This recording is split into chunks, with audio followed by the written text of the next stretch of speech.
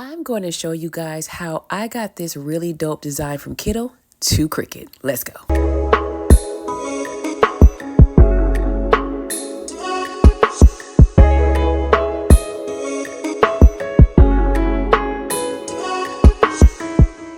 So we are going to start off in Kittl. These are my bookmarks. So I always bookmark a design that I think I might want later. As you can see right now, it is bookmarked. So I'm going to go over to use this design. First, if I hit right here, it's going to come and show all the elements of the design. And first, I'm going to release this texture. So there's a mask on there. So since we're moving to Kittl, to Cricut, you don't want that because it's not going to transfer well. Now, when I re-click up here on the artboard, I'm going to change the background, and you can change it to whatever color you want, especially if you want to make sure you see it on the actual color of the t-shirt, hat, whatever canvas you're using, you can change the color to that color. So I'm going to go ahead and delete some of these unwanted layers because I'm not going to use them because of course I'm changing this to Los Angeles. I am from California, so you know what, we got to rep for our city. So I'm going ahead and changing this right now. And then once I have it where I want it, I want to go ahead and make sure that that graffiti, that dripping effect right here is going to go all the way across. It's going to fill the entire Los Angeles. So I went ahead and duplicated it, and I'm just kind of playing around with it until I get it where I want it. And now you see this gradient effect that it's doing. That's not going to transfer well over to Cricut. So under text decoration down here, that's where we're going to go ahead and change that. We're just going to go ahead and click on that minus, and it's going to remove that decoration off of it. So it's one solid color. Because again, you're transferring this to Cricut and you want to make sure that it's going to actually show up well as a cut file. And now what I'm doing is I'm taking this dripping effect right here. These are two separate pieces, and actually three if you count like the little splatter that's behind it.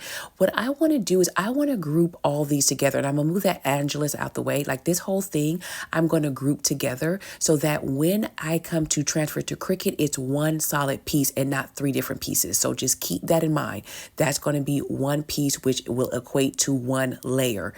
And now what I'm doing is I'm going into the abstract of the elements, and I'm going to create this or look for this like graffiti or splatter effect. And now what I'm going to do is I'm going to put it to the back because I don't want it I just don't want it in the front. You can keep it that way. Wherever you want to put it is perfectly fine. It's your design. Just put it wherever you feel comfortable. And now once I have it kind of positioned and I have it where I want it to be, I'm going to type out angel wings because these are also, I'm looking in the elements, and these are elements that are available in Kittl. And now I'm going to choose some that are going to look nice. And then you see right here, it says vectorize. We're going to actually turn this into a vector.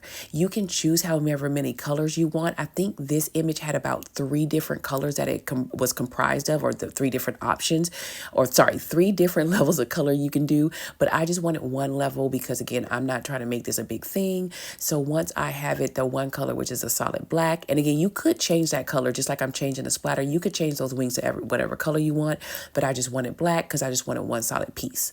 I'm just going ahead and kind of playing around with some more elements, including this crown effect. It's like this little graffiti, which really goes with the design.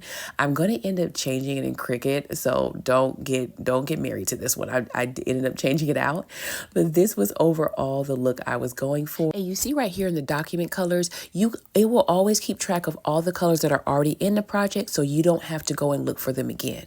And once you have everything, you're going to go ahead and export the whole entire file. And this is just one way to do it. I'm going to show you 2 ways, but this is the first way.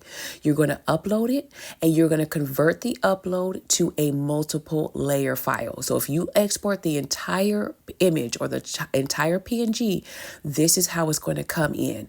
Especially if you choose 3 layers, it can go up. I think this one went up to 9 layers, but I only want to do 3.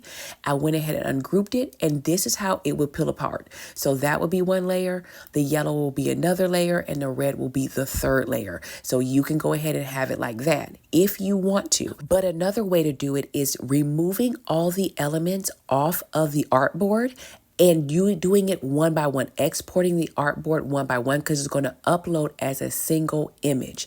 And again, I'm doing it with the Los Angeles. I want this to be its own layer. So I'm going to just put this on the artboard, export it as a PNG, and then convert it over. This one I use multiple layers because it's going to be 2. That's perfectly fine. But the rest of the image, I just went ahead and uploaded them as individual layers. So once I exported from Kittl, I went ahead and put it as an image into Cricut. Now you using HTVRONT's manual hat heat press, I'm pressing each individual layer that I went ahead and cut. And again, you can use each way. You can do it, upload it whatever way you want it. This was the way that was easier for me because of what I wanted to do, especially with the layers and the different colors. So again, this was just an option and this is how it turned out. Hopefully this tutorial helped you with your creativity, especially when it comes to hat designs.